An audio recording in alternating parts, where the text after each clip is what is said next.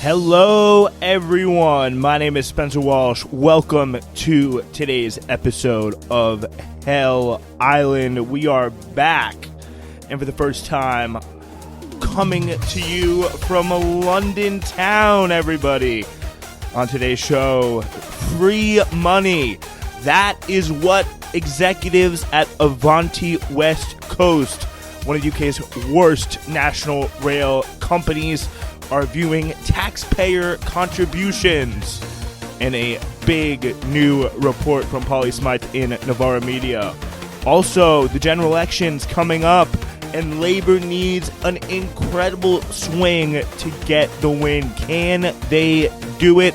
We're going to break it down. Also, shall we say now, Lord David Cameron has just made some pretty interesting comments about the war in Gaza, and specifically Israel's conduct therein, that makes things very, very interesting when it comes to international law, recognition of war crimes, and things of that nature.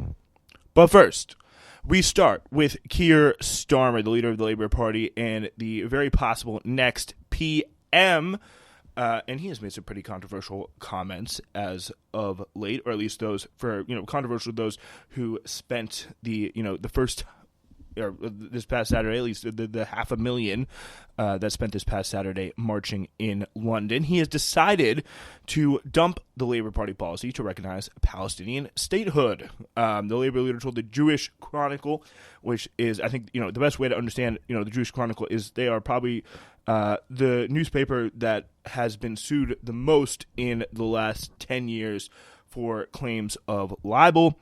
So Starmer told the Jewish Chronicle that the party was committed to a two-state solution, and the recognition has to be a part of the process, an appropriate part of the process. So, dumping that claim. And again, recognizing a Palestinian state is obviously not contingent on there being, a two-state or a one-state solution. In either way, there is going to be a Palestinian state that you can unilaterally recognize the right of that state to exist. That is something that, should be there, no matter what. Even if you say, you support a two-state solution. So the U-turn comes after the Labour National Executive Committee passed policy along in October, saying they would work alongside international partners to recognize the state of Palestine alongside the state of Israel as part of efforts to contribute to securing a negotiated two-state solution. Again, this, I think, is something they did a really, bad job making clear, and, a bad job of elucidating here, is that they very, very easily, I think, without too much trouble, can commit to saying, we recognize it alongside Israel, if that's the route that they want to take. Wayne David, the Labour Party shadow Middle East minister, said the move was a big departure from quote-unquote T-shirt politics, which is, essentially Corbynite politics that they have, just spent their whole existence, trying to destroy and kick out of the party. It's not about the Labour government going, right, we recognize Palestine, big deal, David said, adding the party's previous position would have counted for very little apart from antagonizing some people. And again, those are probably the people that, work at, the Jewish Chronicle, the general Israel lobby around London, which is very, very strong. And, especially with, the Labour Party, Labour Friends of Israel, things like that, that have been incredibly, well tied to, they started Jewish, Starmer just spoke of the Jewish labor movement, and it's just a fact, whether you like it or not, that this current Labour leadership and future government has an incredibly close relationship, especially relative to their predecessor, with the Israel lobby. And, what that counts for is getting these small, different, little, down to the very last word in terms of policy changes, change in exactly the way that they want it. Essentially saying, we're not even going to recognize a Palestinian state. even in accordance with the two-state solution, like our NEC says that we should be doing, because it's just T-shirt politics. What they really could have easily done here is just say, okay, we recognize the Palestinian state, but we have to see it as part of a two-state solution, saying, we're not going to recognize anything, and that's something that, should be done unilaterally. And that apparently was too much, in the words of Wayne David, too far, and apparently pissed some people off. Since the Israeli assault on the Gaza Strip, the Labour Party branches have been banned from discussing the conflict, and elected representatives strongly advised not to attend pro-Palestinian demonstrations, according to 8 Labour councillors in Oxford. The party also banned the Palestinian Solidarity Campaign from describing Israel as an apartheid state in its literature for the last party conference. Dozens of the party's elected councillors have quit the party in protest over the refusal of the leadership to support a ceasefire. Some 56 Labour MPs broke with the leadership in support of a ceasefire in the House of Commons vote in November.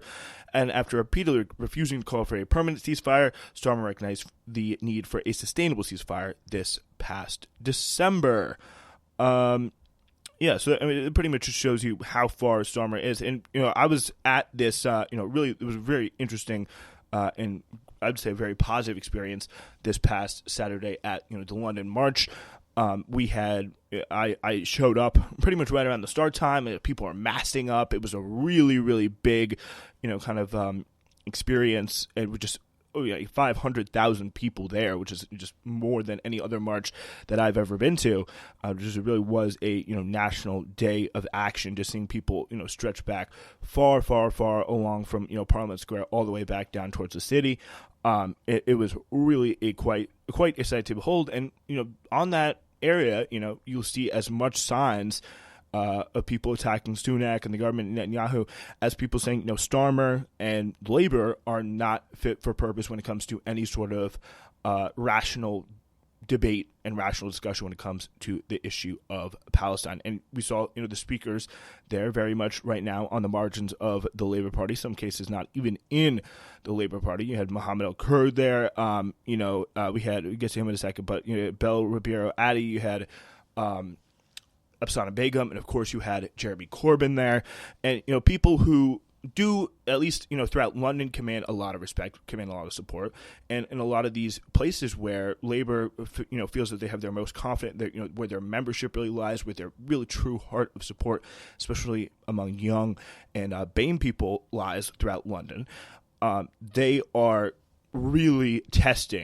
Maybe not in the same way as America, but they are really, really testing their support here. And, of course, in exchange for some of that, red wall support, in exchange for also, I think it's clear to see here with this very, small and irrelevant policy change, the support of the broader Israel lobby. And, I really think, it is definitely a sign that there is a lot of motivation for the Palestinian cause throughout London, throughout, various cities throughout the UK that all seem to kind of trickle down through into London through, there's various coaches services being organized and, and things like that. And all that is an essential part of the Labour base electorally throughout all these cities. And this turnout, this level of interest, it isn't as clear and as stark as it is for Joe Biden politically right now in the U.S., but it definitely is something to keep an eye on, because you saw that it was a big chunk. It was a big chunk of people, a pretty representative swath of people out there from all sides of the kind of political aisle, and what they say, or at least kind of the clear impression that I got, was that there was no representation, at least for this issue, and also just a lot of other broader issues on thinking bigger, thinking in any way that there's change could be possible. A lot of that is just kind of not being at all represented by the government. I think Keir Starmer making this policy, and some of the signs I saw over the weekend, are a great indication of that. With Starmer, Rayner, and people like that, David Lammy as well, being thrown around as people who take just a lot of money from the Israel lobby and are not in any way going to be open to recognizing, as we see here, recognizing just the existence of the Palestinian state, even within the context of a two-state solution, which is honestly some pretty disturbing stuff, and just shows how far the Labour Party has fallen from any sort of recognition of just broader international law and just foreign policy. All right, let's move on to our next story. Polly Smythe in Novara Media has a cracker. Roll up, get your free money here. That's how one of the UK's worst train operators privately described taxpayer money. Leaks lies from an internal Avanti West Coast presentation, whose services are notorious for disruption, delays, short notice cancellation, and overcrowding, show senior management at the operator calling taxpayer money too good to be true. And this is, on the all managers call, a slide from the Avanti West Coast presentation. And the title is literally roll up, get your free money here. So they were given to the company's executive team, including the managing director. The slides mockingly describe how Avanti West Coast is given performance-based bonuses by the Treasury for achieving a less than perfect service. A slide entitled roll up, get your free money here sets out how the Treasury, via the Department of Transport, expects Avanti to provide resources to deliver high-quality levels of customer service.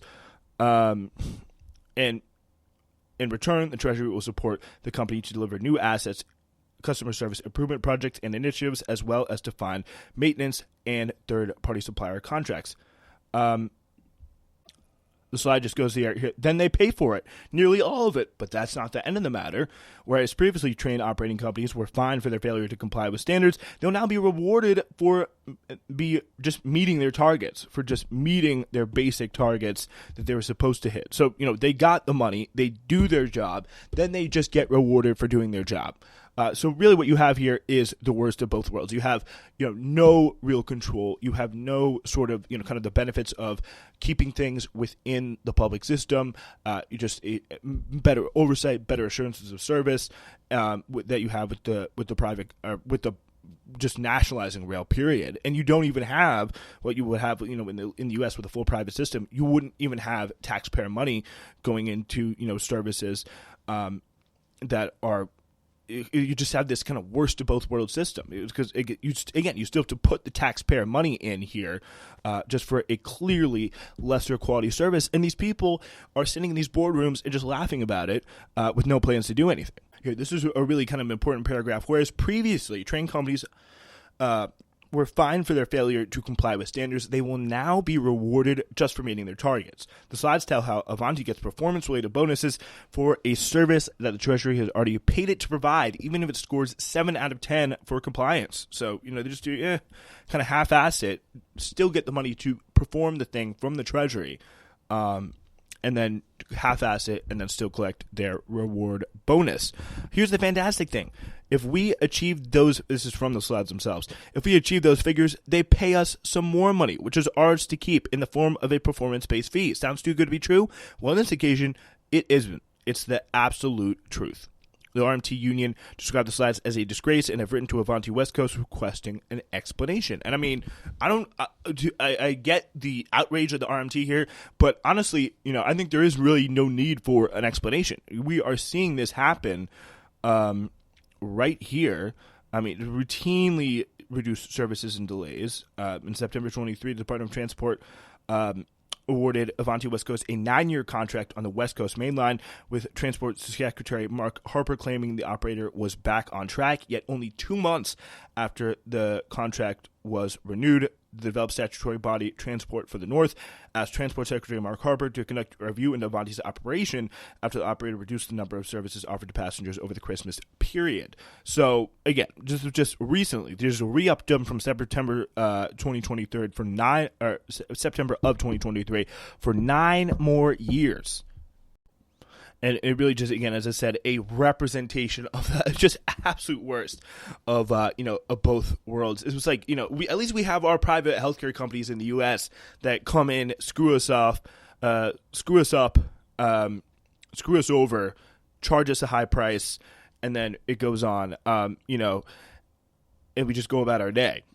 In some cases, but way, way, way less, are the companies actively paid, these private healthcare companies, or in this case, the private train companies, actively paid by the government for providing a less than average service, and with no real control, that the government gets for the money that they're putting in. It's just an absolute, complete worst of both worlds situation.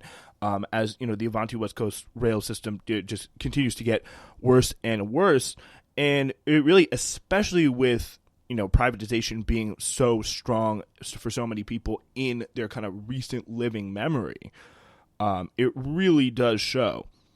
that there is a pretty ample ground for, again, some left of center, maybe, someone who ran as a unifier, bringing, both sides of the left of the kind of Labor Party together, someone like that who does run as a unifier probably does have a big political, position, or a good political position to push for nationalization of some services.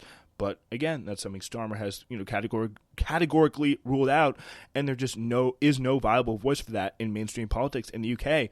As just like we saw with their Palestine situation, there isn't no viable voice on this stuff for so many different things permeating throughout UK politics. It's going to be interesting to see how that manifests in the 2024 election. I mean, there's such a desire, on one hand, to get the Tories out, to change this government that has been just torturing this country for 14 years now, but at the same time, there is such a desire for, broader change, for just, more slightly, not even just crazy, but just slightly more just like radical thinking, to be like, hey, we are in a very, very bad situation. Our government is subsidizing people that just are, in companies that just do not do anything for us in any kind of productive way.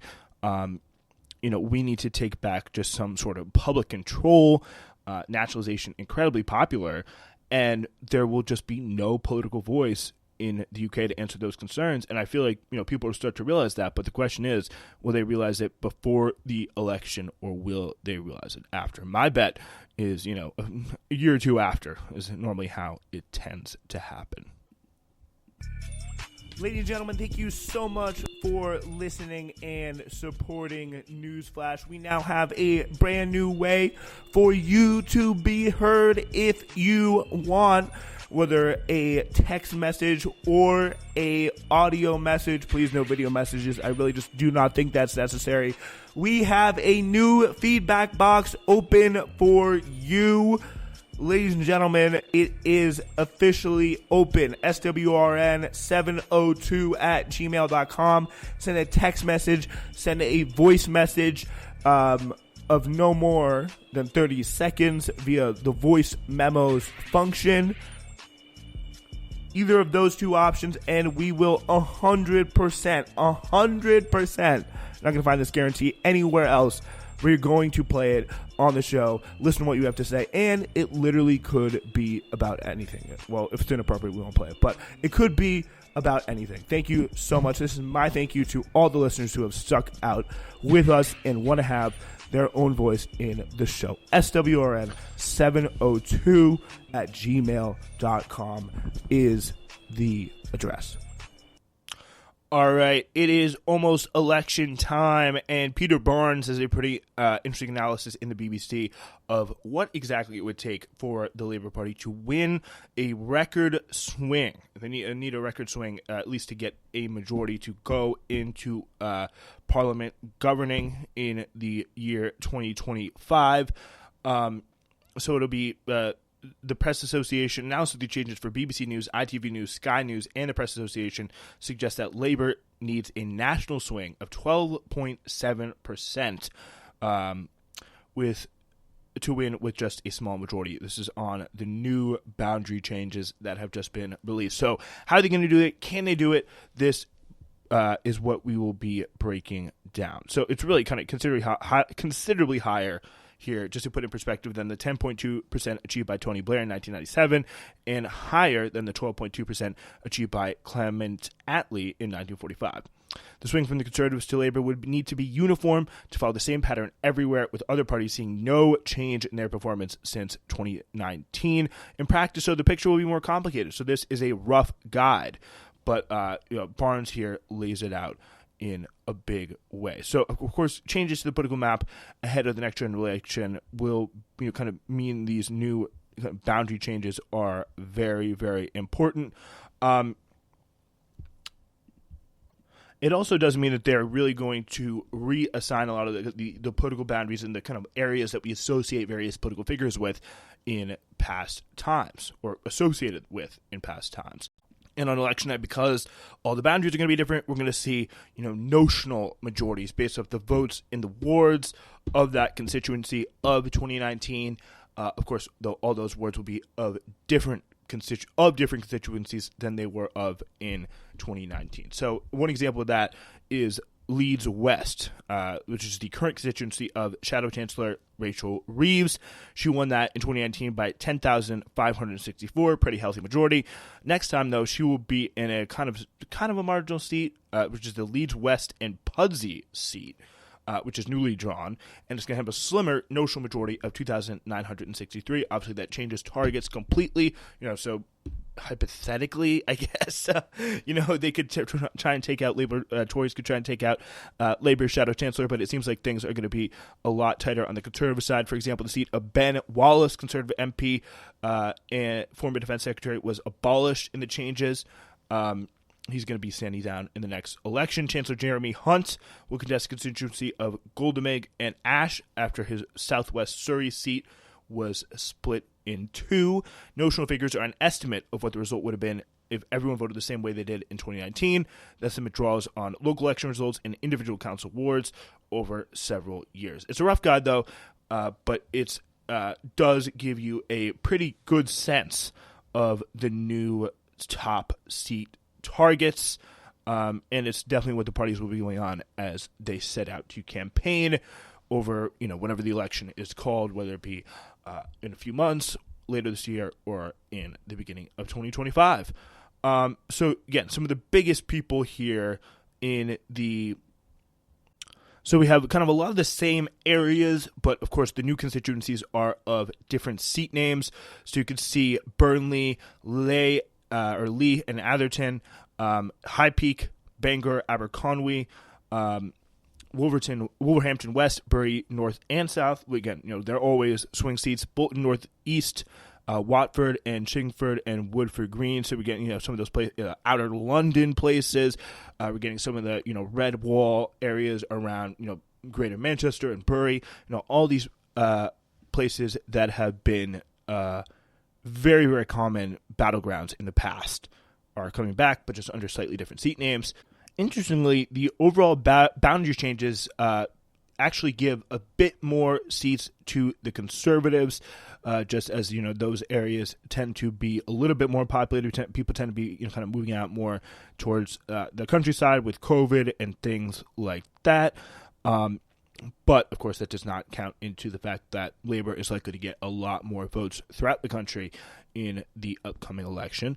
So they would have won, on these boundaries, they would have won 372 seats, which is 7 more than they won in 2019, with Labour being down 2, the Lib Dems being down 3, and Cymru being down 2, with other parties' totals are unaffected. SNP holding strong, for example, in Scotland. There's always a lot of talk about swing at election time. There's a measure of course, how voter support for parties had changed between the elections. Any swing to the Conservatives would see them win another big majority. And, of course, a swing of 4.2% to Labour would deprive the Conservatives of the majority. 8.3% swing would see Labour become the largest party in a hung parliament, where no party has a majority for an overall of course, Labour majority would, as we said before, they would need a 12.7% swing. Of course, it's not just a 2-horse race. We got Reform Party. Look for them to, especially be big in the red wall, taking things down from the Tories. SNP, can they rebound in time for the election, whenever that may be? What will the Lib Dems be able to do with maybe some disaffected Labour vote in the cities? And of course, I have to say, the Greens, Bristol Central, come on, keep an eye out for them. We're on Thangham Debonair Pack Watch all year long on Hell Island here, so it's important to be aware of that. Thangham Debonair Pack Watch in Bristol Central starts right now. Anyway, to reflect the population shifts, there will be extra seats in the south and east of England, some Tory strongholds there, and fewer in the north and west Midlands. So Scotland loses 2 constituencies and Wales loses 8. This number of voters in Welsh constituencies is being brought in line with the rest of the country. Some seats will be pulled together from old constituencies in Oxfordshire. The new Bicester and Woodstock is made of parts of Banbury, Witney, Oxford West, and Abingdon and Henley. So you can get the home counties, Tories doing a little bit of and Lib Dems also going to compete pretty strongly for those seats. Another dynamic as to why It is certainly not going to be a two-horse race. We've got Glasgow Central disappearing as well. Normally, election analysts start to work out how parties are doing on election night by comparing the results with last time. Boundary changes obviously are going to make that harder. So academics work out what the results would have been had the new boundaries been in place before. And estimates will never be perfect, but those initial results will provide the best guide. One person who is quite familiar with those kind of home counties, blue walls areas, but will not be standing in the upcoming general election unless something crazy happens, is David Cameron. And he had some interesting things to say about Israel and its conduct in Gaza last week. And we continue our little trip around Hell Island, as they say.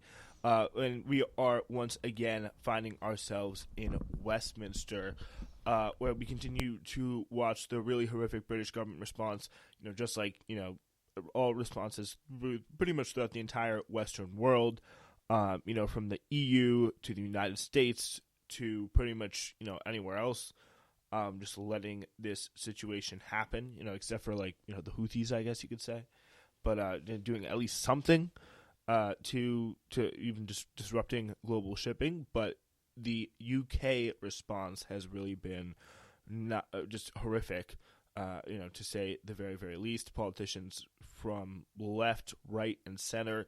I guess you could argue there aren't really any true left politicians of any kind of prominence outside, Corbyn and a few others elected in the UK at the moment. But, Keir Starmer, Ed Davey, you got, of course, Rishi Sunak leading the charge. And Rishi Sunak's foreign secretary, brand new appointed foreign secretary, David Cameron, though, is a little bit different. He's said, and it's a weird theory, and it's a theory that probably a lot of people are, not going to like, and it's kind of done a little bit ironically, honestly. But he has always had a little bit, it's David Cameron, for those of you who don't know. He is, back as formerly obviously the Prime Minister, now as the Foreign Secretary, as Lord Cameron. They can just do that here in the UK, just to get people into at least a position in the Commons to or the Lords to serve in the cabinet, the Prime Minister's cabinet of now His Majesty's government. So anyway, they have David Cameron, even back in 2011, I think he called Gaza an open-air prison, which is a pretty remarkable phraseology from a Conservative Party politician. And he, hasn't really done anything remarkable, but he's always had these little kind of verbal slippages, I guess you could say, that would indicate that he at least sees where the Palestinians are coming from and realizes the extent of the problem. Even throughout the October 7th crisis, and really the genocide that has followed, we've seen him make these kind of interesting little comments, like things that Keir Starmer would never have been caught dead saying in a billion years. Anyway, so Cameron is talking to a committee today, and he had a very interesting little exchange. So this was in Westminster. He is obviously the British Foreign Secretary. A little interesting exchange. Let's watch this. About 2 or 3 minutes ago, in answer a reply to the chair, you said, and I quote, "One of the things we'd like the Israelis to do is switch the water back on." Now, that says that they turned it off. It says that you recognise they have the power to turn it on. Therefore, isn't turning water off and having the ability to turn it back on but choosing not to, isn't that a breach of international humanitarian law? It's just something. Yeah, that is a war crime in there, plain and simple. And it's a great job by that questioner there. I don't know who the MP was, but I believe this is at the Foreign Affairs Committee. But really just kind of catching him out there. It seems like an SMP guy, at least by the accent. I don't know, but just catching out somebody like that in a very clear way, saying it's almost like the question is, and I think we'll find out by the end of this clip, is did he make a mistake? Or was he trying to get something across that he had observed throughout his role as Foreign Secretary? We'll see. They ought to do, in my view. No, of course they should do it. Every human being would say you don't cut people's water supply off. But I'm asking you, in your position as Foreign Secretary, the point of international humanitarian law, if Israel have the power to turn the water back on that they turned off, surely that is a flagrant breach of international humanitarian law. Just logically. I'm not a lawyer. Basic logic. My view is they ought to switch it on because the north of Gaza, the conflict is now effectively over there. And so getting more water and power into northern Gaza would be a very good thing to do. You don't have to be a lawyer to make a judgment about that. You just have to be a human being. Forgive me, Sir Philip, under international obligations, do occupying powers have an obligation to provide access to water, yes or no? You're asking me a technical legal question. Sir Philip, I'm really, forgive me, you and I have played this dance enough times. We all know that under international law, there is an obligation for occupying powers to provide water. You're asking me a technical question about occupying powers and what their obligations are in international law. I imagine you're correct, Chair, but I'm also not a lawyer. I also just would point out, Philip, just bear in mind, we want to have... We've come to such a good place working with you because we have the confidence that you do know these details, and that's what your colleagues say. You know that it's not that you presume I'm correct. That is the duty on an occupying power. Yeah, so Yes. Chair, I think that is right. So yes, but I would also add that in answering your questions earlier about occupation. I'm not asking you to apply it to Israel. The facts are, though, that they are required to. And would you, I think a lot of people outside of the country would be shocked to know that that was a Tory MP, Alicia Kearns, the Foreign Affairs Committee chair. So I kind of lost it there. Anyway, but I'm just gonna do that sometimes. It's just how it's gonna be. I just can't help it. But no, I'll try and limit it, or at least improve it. Maybe I'll do one day. I'll just do a whole show in a British accent and see how long I can hold it for. Maybe I'll slip up one time, but it'll be pretty good. Anyway, this is a pretty clear instance of, I think, putting this out there is just the cracks beginning to show. I mean, he's definitely doing some, kind of just jujitsu here, just BS jujitsu with the, I'm not a lawyer, I haven't, reviewed this, but it's just like, and he's going to the chair there, and the foreign secretary, whatever, just like he's trying to pull the same cards, but he is someone who's more of an expert in this stuff, and he was like, as you heard, I imagine you're right, but there was just still no. Full admission, but they're starting. The fact that they would let that slip in the first place, they're trying to encourage them to turn the water back on. And get to what buildings, what still standing buildings, what building, how you're going to reset the electricity, all that kind of stuff. Just many people have said, in terms of human rights agencies, that Gaza is going to be uninhabitable for 5 to 10 years as it takes to rebuild from the level that Israelis have currently bombed it to. So that raises the question, can you just switch the water back on? But beside that, it is definitely, I think, a admission. And most likely, knowing, at least to some extent, that David Cameron is relatively competent, especially in comparison to, a lot of other people in the Tory party, someone who's more, establishment tied, not, has a tight ship. Essentially what I'm going to say. But, again, there's exceptions to every rule.